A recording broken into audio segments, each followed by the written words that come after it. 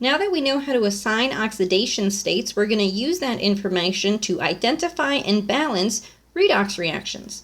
The procedures for balancing redox reactions do differ very slightly if you do it in acidic conditions versus basic conditions, but the good news is the first 6 steps are identical, but if you do it in basic conditions, you just have to add one extra step at the end. Bases are obnoxious, they always require one extra step, and redox reactions are no exception. So we're going to walk through how to balance a redox reaction. First, we're going to do it in acidic solution, and then we're going to see what extra step we would need to use had we been trying to balance it in basic solution. But again, the first several steps are the same, so we're going to start off the same way no matter what. We can see here the basic steps. It seems a little long, but we can kind of summarize these into some basic ideas. First thing, we just need to identify who's being oxidized and who's being reduced. Once we have that, we can separate my overall reaction into 2 half reactions, one for oxidation, one for reduction. Once we've separated them, we're going to balance our atoms and then balance our charges. When we balance the atoms, first we're going to look at any atoms that are not oxygen or hydrogen. Then, when we fix oxygen and hydrogen, we might need to add in some new compounds. So when balancing oxygen, we're going to add in water. When balancing hydrogen, we're going to add in H+. And we can do this because these are in acidic solution, which means there is water and H+ floating around. They just haven't been explicitly included in our equation yet. Once they're balanced, before we put them back together, we need to make sure they each account for the same number of electrons. So if they do not initially, we can make that happen by using a small multiplication factor. Once the electrons are equal, we're just going to put our half reactions back together, and then we can check and make sure that everything is balanced. So we're going to walk through an example here and balance this redox reaction in acidic solution. So the very first thing that we need to do is assign oxidation states and decide who is being oxidized and who is being reduced. So some of these are very easy. For instance, Cl2, that's an element by itself. We know he's going to be 0. Cl negative, that's still an ion by itself, so it's just going to be the charge, which is -1. But these polyatomics we'll need to figure out. So let's figure out the S2O3 with a 2 negative charge. I always like to make my little T-chart. This has a -2 charge, so my positive and negatives will need to add up to -2. So I have 3 oxygens, they're each -2, so I have -6 total. Need a +4 to balance that out, because I need to have -2 left. And I have 2 sulfurs, so each sulfur is +2. So my sulfur is +2, my oxygen is -2. Now we can work on my SO4, and we'll do the same basic idea. 4 oxygens, they're each -2, so I have -8 total. Since I have a charge on this, my positive and negative need to add up to that charge. So I'm only going to need +6 over here, and there's 1 sulfur, so he's going to be +6. So my sulfur will be +6, my oxygen will be -2. So now I can look at who changed. We can see that my chlorine changed and that my sulfur also changed. My chlorine got more negative. He must have gained electrons, so that means he is my reduction reaction. My sulfur, on the other hand, got more positive. It must have lost 4 electrons, so that is my oxidation reaction.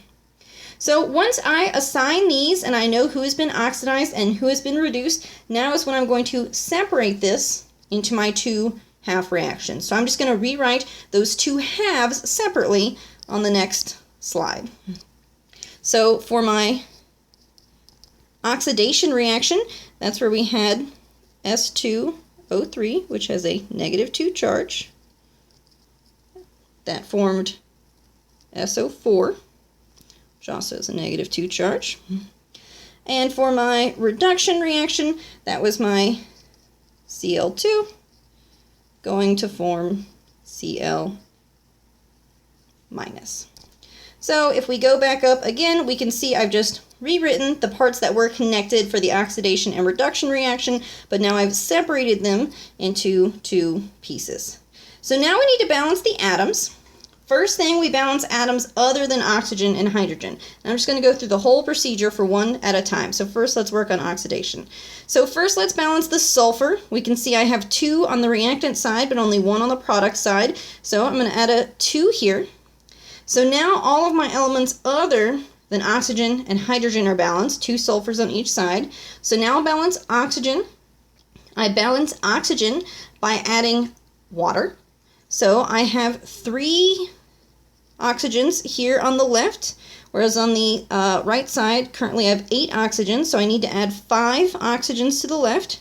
So I'm going to do that by adding 5 waters. Now that I've added water, however, I see I've also added hydrogen, so I need to balance that on the right side. To balance hydrogen, I'm going to add in H+. So now all my atoms are balanced. Now let's do it for the reduction reaction. So we see we have 2 chlorines on the left and only 1 on the right, so I'll add a 2 here, and that's it. All my atoms are balanced. There's no extra oxygens or hydrogens.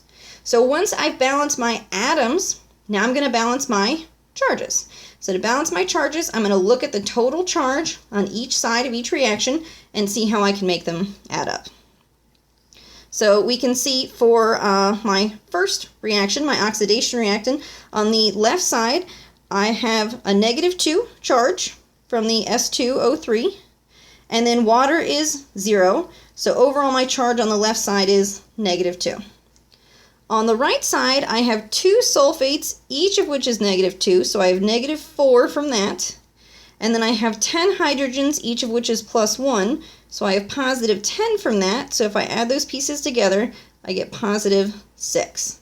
So now I need to make these equal, and the way I do that is by adding electrons, which are negatively charged.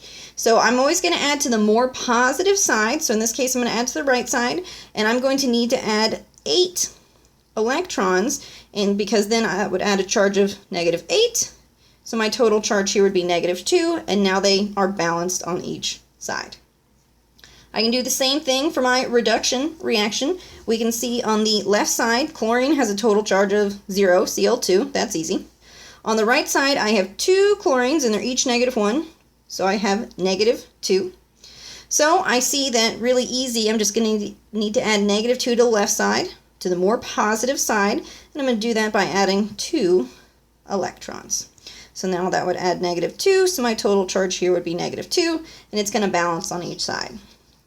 Now I'm almost ready to put my reactions back together, but before I do that, the electrons, or the total charges, need to be balanced between the 2 reactions, and right now they're not. We see we have 8 electrons up here, whereas I only have 2 electrons down there. So I need to make these electrons equal. And we can do that really simply. We're just going to multiply one of the reactions, or both sometimes, by a small number. And so we can see if I multiply everything in the reduction reaction times 4, that will give me the 8 electrons. So now I'm going to have 4 Cl2s. On the Cl minus, multiply that by 4, I get 8. The electrons, multiply that by 4, and I get 8. So I've just multiplied everything in the reduction reaction times 4 so that my electrons now are equal.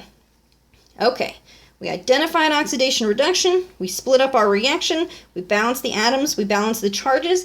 Now, finally, we can put them back together. So now all I'm going to do is add up the left sides, so everything on the left side of the arrow, and the right sides, everything on the right side of the arrow, into one large overall redox reaction. And the reason we made the electrons equal is we can see now when we add these up, because the electrons are on opposite sides, they're going to cancel, and I'm not going to have those in my final reaction.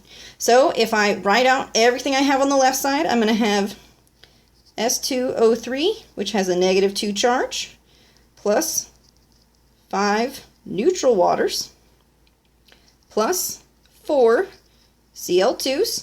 That's everything on the left. On the right side, I'm going to have 2 sulfates, SO4, 2 negative. I'm going to have 10 H+, and I'm going to have 8 chlorines.